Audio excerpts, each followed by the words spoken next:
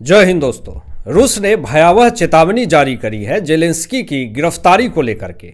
क्या पुतिन ने सख्त ऐलान किया है यूक्रेन को लेकर, बताएंगे आपको वीडियो में, इसलिए वीडियो के अंत तक बने रहिएगा।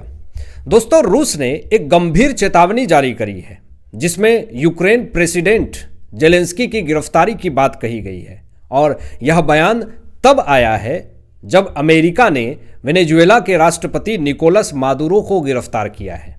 अब रूस ने इस घटना को एक खतरनाक मिसाल बताया और कहा कि अगर अमेरिका किसी विदेशी नेता को गिरफ्तार कर सकता है तो यही तर्क दुनिया के अन्य हिस्सों में भी लागू हो सकता है। रूसी नेता दिमित्री मेदवेदेव, जो कि क्रेमलिन के प्रमुख सलाहकार माने जाते हैं, उन्होंने कहा है कि मादुरो की गिरफ्तारी से अंतर्राष्ट्रीय कानून पर गंभीर सवाल उठते हैं। उन्होंने जेलेंस्की का नाम लेकर के कहा कि युद्ध के दौरान लिए गए फैसलों की वैधता पर भी सवाल उठाए जा सकते हैं। रूस का मानना है कि अगर अमेरिका ने मादुरो को गिरफ्तार किया है तो रूस भी जेलेंस्की जैसे नेताओं के खिलाफ कार्रवाई कर सकता है। बड़ी खबर यह आ रही है कि मेदवेदेव ने यह भी कहा है कि यूरोप भी इस मुद्दे पर धीमी प्रतिक्रिया से स्थिति और गंभीर हो गई है।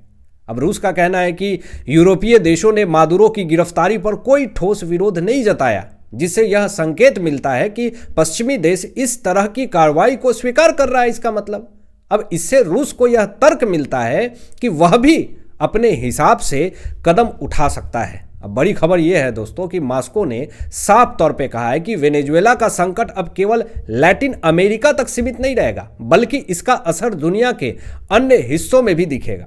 अब रूस ने यह बयान ऐसे समय में दिया है जब यूक्रेन और रूस के बीच युद्ध जारी है और जेलेंस्की पर कई अंतर्राष्ट्रीय मंचों पर चर्चा हो रही है। अब इस बयान से यह साफ है कि रूस अमेरिका की कार्रवाई को चुनौती देने के लिए तैयार है और वह इसे एक वैश्विक मुद्दा बना रहा है। बड़ी खबर यह आ रही है कि रूस का कहना है कि अगर अमेरिका अंतर्राष्ट्रीय नियमों को तोड़ सकता है तो दूसरे देश भी ऐसा कर सकते हैं। यह चेतावनी सिर्फ जेलेंस्की के लिए नहीं है, बल्कि उन सभी नेताओं के लिए है जो युद्ध और विवादों से जुड़े हुए हैं। रूस की यह रणनीति पश्चिमी देशों पर दबाव बनाने की कोशिश भी हो सकती है ताकि वे भविष्य में ऐसी कार्रवाई से बचे। साथ ही यह यूक्रेन को भी एक संदेश है कि रूस अब केवल सैन्य मोर्चे पर नहीं, बल्कि कानूनी और राजनीतिक स्तर पर भी जवाब देने की तैयारी कर रहा है।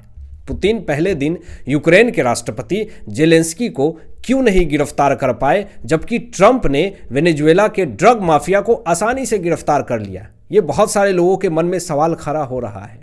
अब मैं आपको बता दूं कि युद्ध में एक पुरानी रणनीति है, अगर सांप का सिर काट दो तो शरीर खुद गिर जाता है। यानी अगर किसी देश के नेता को युद्ध की शुरुआत में ही पकड़ लिया जाए तो बाकी सेना और सरकार जल्दी हार मान सकती है।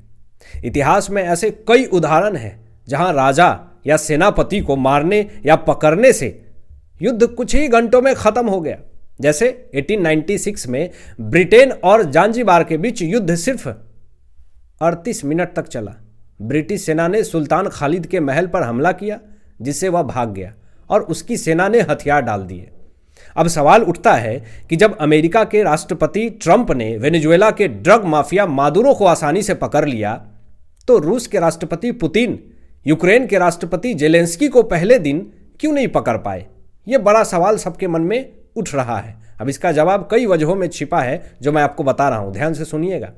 जेलेंस्की को पहले से अंदेशा था दोस्तों कि रूस हमला कर सकता है, इसलिए इसने राजधानी की सुरक्षा मजबूत कर दी थी और खुद भी सुरक्षित जगह भाग गया था। ऐसे भी ये भगोड़ा है। यूक्रेन को अमेरिका और यूरोपीय देशों से हथियार, जानकारी और मदद मिलती रहती है। इससे जेलेंस्की को बचने में आसानी हुई। पुतिन ने सोचा था कि यूक्रेन जल्दी हार मान लेगा, लेकिन जेलेंस्की अमेरिका का चापलूसी करते रहता है और इसी से ये बचता रहता है, चापलूसी करके। दूसरी तरफ वेनेजुएला में मादुरो को पकड़ना आसान था क्योंकि अमेरिका ने गुप्त ऑपरेशन चलाया और मादुरो की सुरक्षा को चकमा दिया। वेनेजुएला की सेना में अंदरूनी मतभेद पहले से थी, जिसका फायदा अमेरिका को मिला, जिससे मादुरो को बचाने वाला कोई भी नहीं था वेनेजुएला में, जिस कारण से उसको गिरफ्तार कर लिया गया। अमेरिका ने मादुरो को ड्रग लॉर्ड पहले ही घोषित कर दिया था, जिससे उसे पकड़ने का अंतर्राष्ट्रीय समर्थन मिला और इस तरह एक ही रणनीति नेता को पकड़ो। दो देशों में अलग अलग नतीजे लेकर के आई और यूक्रेन में जेलेंस्की बच गया और युद्ध लंबा चला, जबकि वेनेजुएला में मादुरो को पकड़ लिया गया और अमेरिका ने अपनी ताकत दिखा दी। यूक्रेन का राष्ट्रपति जेलेंस्की फ्रांस की राजधानी पेरिस पहुंचा है, ये बड़ी खबर सामने आ रही है और यहाँ एक खास बैठक में हिस्सा लेने आया है जेलेंस्की, जिसका नाम है कोएलिशन ऑफ द विलिंग शिखर सम्मेलन। अब इस बैठक में दुनिया के कई देशों के नेता शामिल हो रहे हैं। इनका मकसद, अगर रूस और यूक्रेन के बीच में सीज फायर होता है तो यूक्रेन को कैसे सुरक्षित रखा जाए। इस बैठक में करीब 35 देशों के प्रतिनिधि शामिल हो रहे हैं।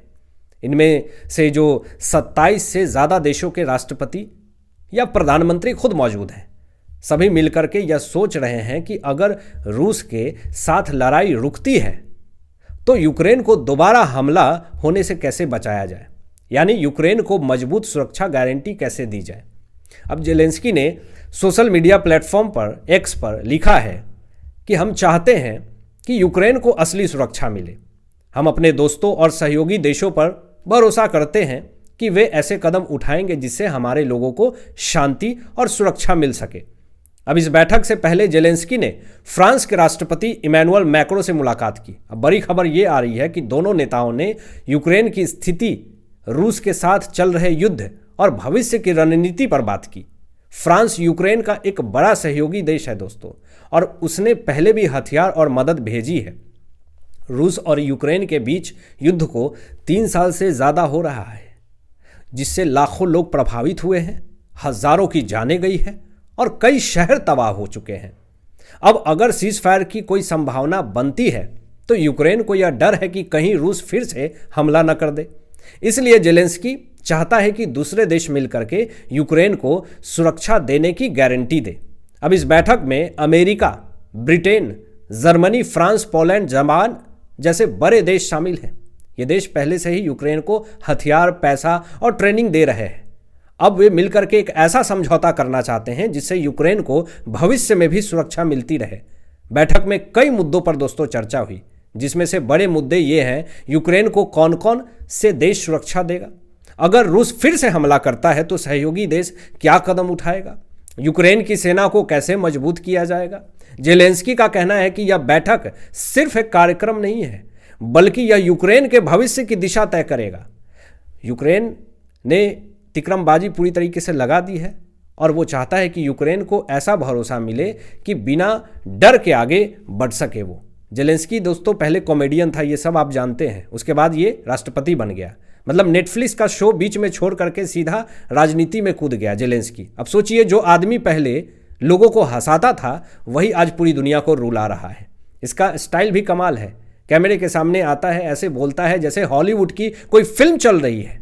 लेकिन असलियत यह है कि उसकी स्क्रिप्ट में सिर्फ मदद चाहिए और हथियार भेजो लिखा होता है। कोई नया डायलॉग जेलेंस्की अगर सीख ले तो उसके लिए अच्छा होगा।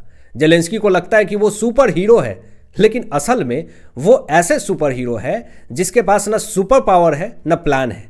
बस हर बार कहता है कि हम जीतेंगे और फिर अगले दिन कहता है थोड़ा और मदद चाहिए। तो जेलेंस्की सबसे बड़ा नीच किस्म का व्यक्ति है जो कि यूक्रेन की मासूम जनता की जिंदगी को दांव पे लगा रहा है।